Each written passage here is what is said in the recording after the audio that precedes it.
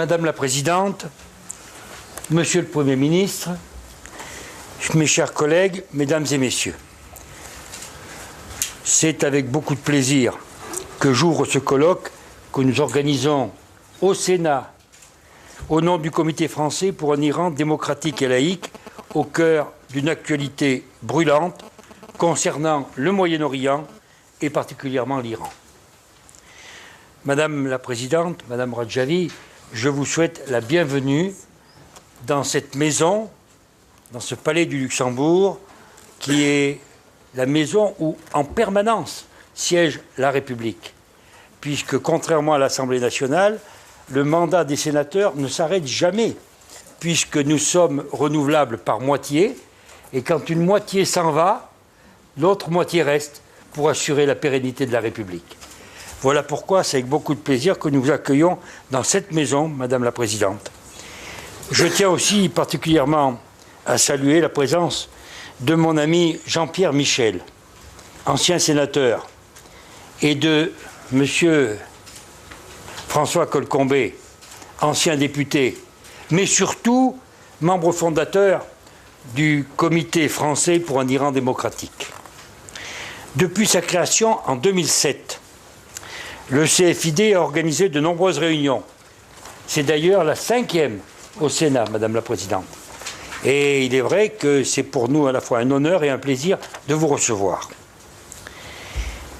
Nous souhaitons que cette réunion participe à enrichir notre réflexion, notre analyse de cette région du monde. D'ailleurs, le sujet de cette conférence nous concerne évidemment de très près, comme son nom l'indique. L'intégrisme islamiste du Moyen-Orient jusqu'à l'Europe ou encore jusqu'à nos communes. La France est pleinement engagée dans ce combat, mais tout le monde sait que la solution, l'éradication de ce phénomène néfaste, ne pourra venir seulement des mesures sécuritaires ou militaires qui sont bien sûr nécessaires et indispensables, qui ne sont pas malheureusement suffisantes.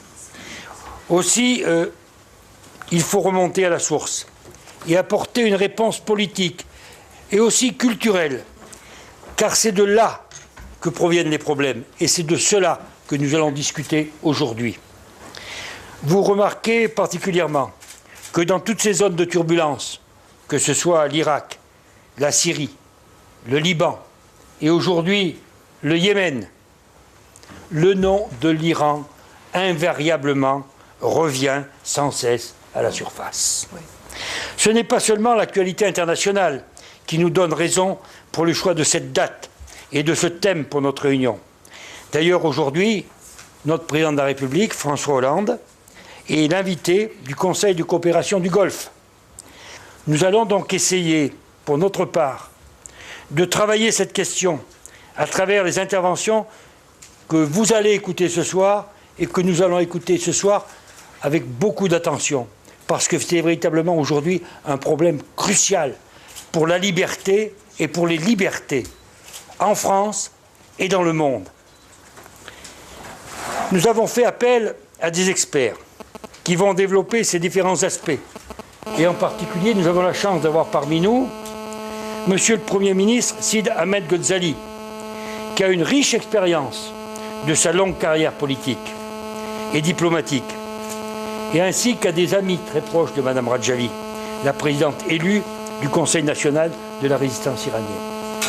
Je salue la présence de Monsieur Ghazali, car, vous le savez, il a été Premier ministre algérien dans une période particulièrement difficile pour son pays, et qui nous fera part de son expérience, qui nous enrichira les uns et les autres. Madame Radjavi, vous êtes à la tête d'un mouvement qui se bat depuis plus de 30 ans contre ce fléau que représentent l'intégrisme et l'extrémisme au nom de l'islam qui est au pouvoir dans votre pays et qui se donne le nom de République islamique d'Iran. Donc un État islamique, donc un État religieux, donc un État qui n'est pas laïque. Et ici, nous avons une chose qui nous ressemble au-delà de bien d'autres raisons, c'est notre volonté de faire en sorte que ce qui prédomine dans nos pays, dans nos républiques, ce soit la laïcité. Et plus que jamais, la laïcité doit être la force de notre réflexion et de ce qui nous rassemble prioritairement. Il n'y a pas de liberté sans laïcité. Et la laïcité, ce n'est pas la neutralité.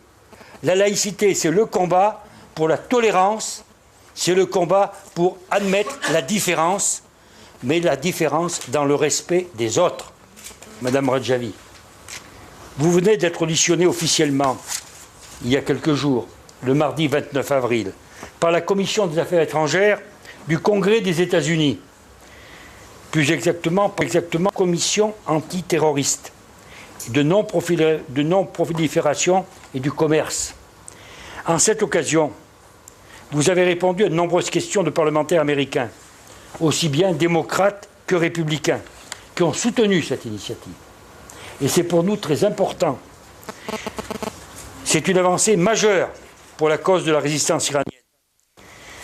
Car quand je regarde nos médias, je vois par exemple dans un grand quotidien du soir, Le Monde, pour ne pas le nommer, qui est daté du 14 avril, et dont je voudrais vous citer ce passage.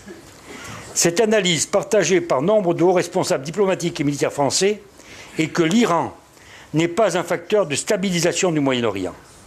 Pour le chef de la diplomatie française, comme pour François Hollande, l'Iran n'a cessé de faire la preuve de son appétit illimité. Or, ceux qui ont suivi, comme moi, comme vous, donc ceux qui ont suivi, comme nous, depuis plusieurs années, nos amis du Conseil national de la résistance iranienne dans leur combat, je peux vous assurer que ça fait bien longtemps qu'ils nous alertent sur cet appétit illimité des mollahs actuellement au pouvoir à Téhéran. Avant de terminer, je voudrais dire tout notre soutien et notre admiration pour les réfugiés résistants du camp Liberty en Irak, qui, dans la situation chaotique de ce pays, se trouvent exposés à toutes sortes de menaces pour leur sécurité et qui sont quotidiennement persécutés par les agents du régime iranien, malheureusement très présents et trop présents au sein des forces irakiennes. Le CFID restera vigilant sur leur situation et continuera de dénoncer les différentes pressions et exactions dont ils sont victimes, notamment un blocus médical inadmissible et intolérable. J'ai été beaucoup trop long, mais je souhaitais dire quelques mots avant de vous donner la parole, Madame la Présidente, avec beaucoup de plaisir. Et c'est un honneur pour moi de vous accueillir ici, au nom de la représentation nationale au Sénat, de vous donner la parole. Merci, Madame.